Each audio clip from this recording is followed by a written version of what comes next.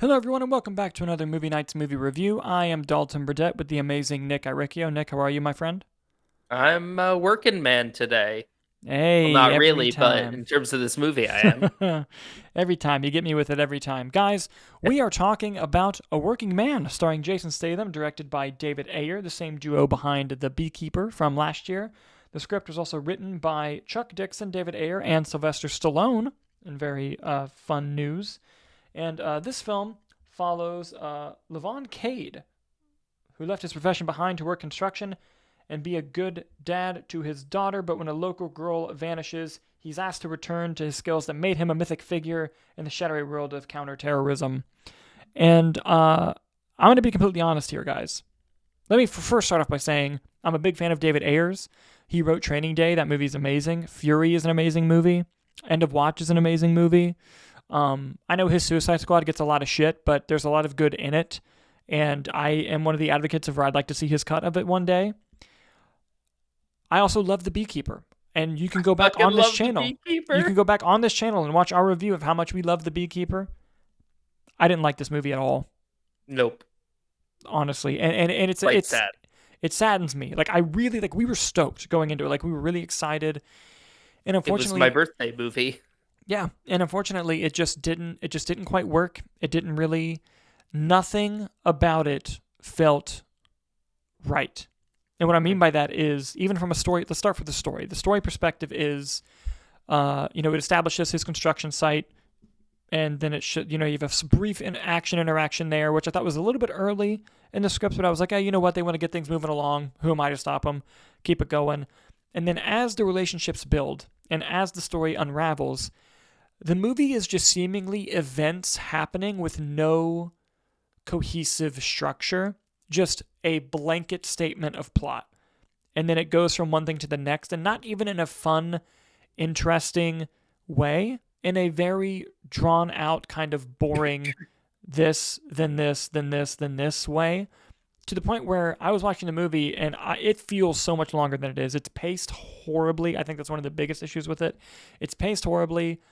The script is not strong. The performances are not good. I mean, other than Jason Statham, who's Jason Statham. There are maybe two sequences that I enjoyed in the movie, both of them being action sequences, but the rest of it, honestly, didn't love. I loved how big the moon was at the end, but honestly, that's about it. And it's, again, I hate saying this. Like, I don't like when I dislike movies. I was really looking forward to it, but it just didn't work for me. It just didn't work for me on any account. Nicholas, how about you? No, I agree. I think the biggest thing, and maybe why I'm more hypercritical on it, is because it is a Jason Statham, David Ayer pair up again.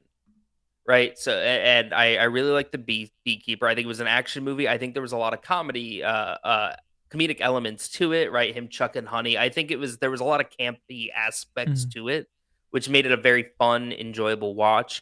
I think the with the Beekeeper narrative, right, just the way it progresses, while extreme, I thought was entertaining and made sense within the context of the movie as a whole. It did a great job slowly suspending your disbelief more and more and more and more by the end of the Exactly. film without ever And jumping too far.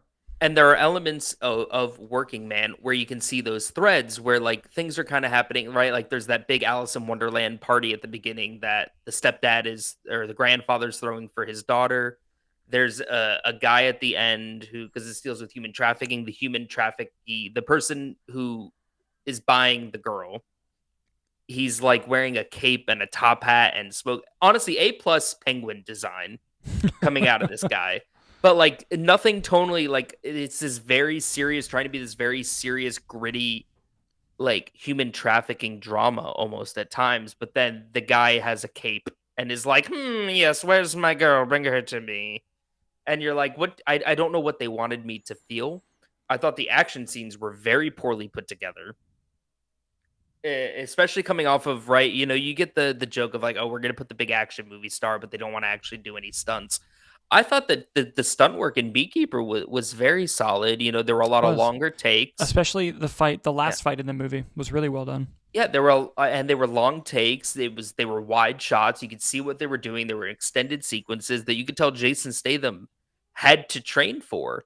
And in this one, it's like, okay, and punch, punch, kick, shoot. All right, and we're done. Next fight. It was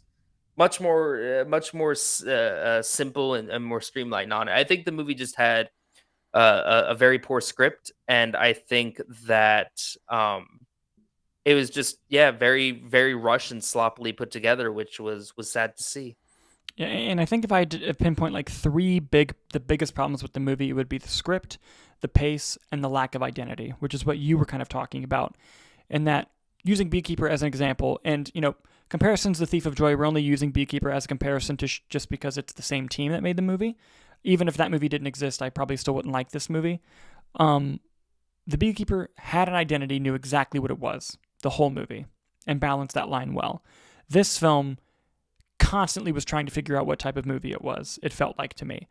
And to the poor script, the other point number 2, there are sequences in this movie where they try to establish a connection through former military members, people who served or did time with government work, where they meet each other, they're kind of off-putty, but then when they realize their past, they kind of put their differences aside and like come together as like some sort of brotherhood or sisterhood.